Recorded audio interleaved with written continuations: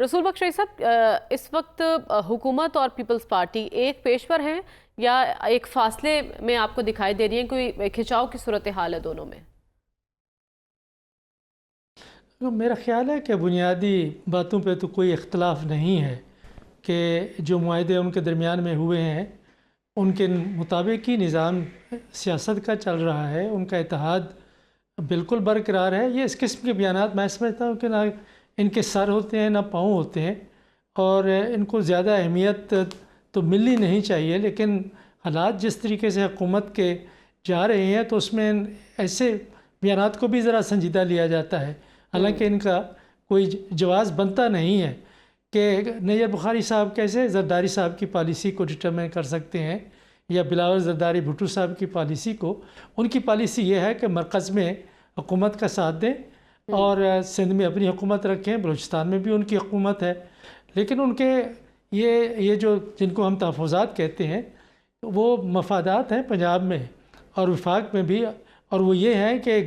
جو آپ کی گورننس ہے اس کی ذمہ داری تو آپ قبول کریں،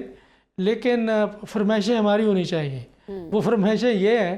کہ ذیلی انتظامیہ،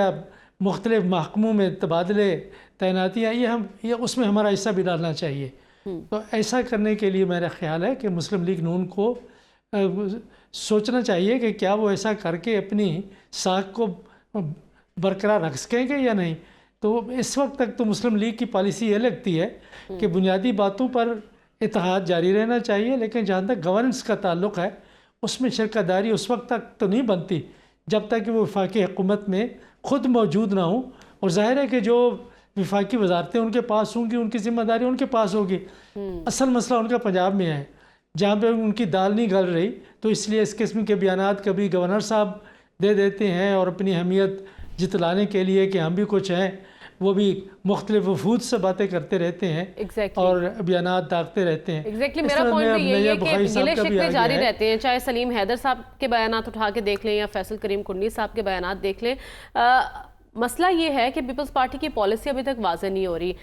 جو قیادت ہے ان کی جانب سے ان رہنماؤں کو ایسا کوئی پالیسی بیان نہیں دیا جا رہا کہ آپ نے حکومت کے خلاف ایسی کوئی بات نہیں کرنی۔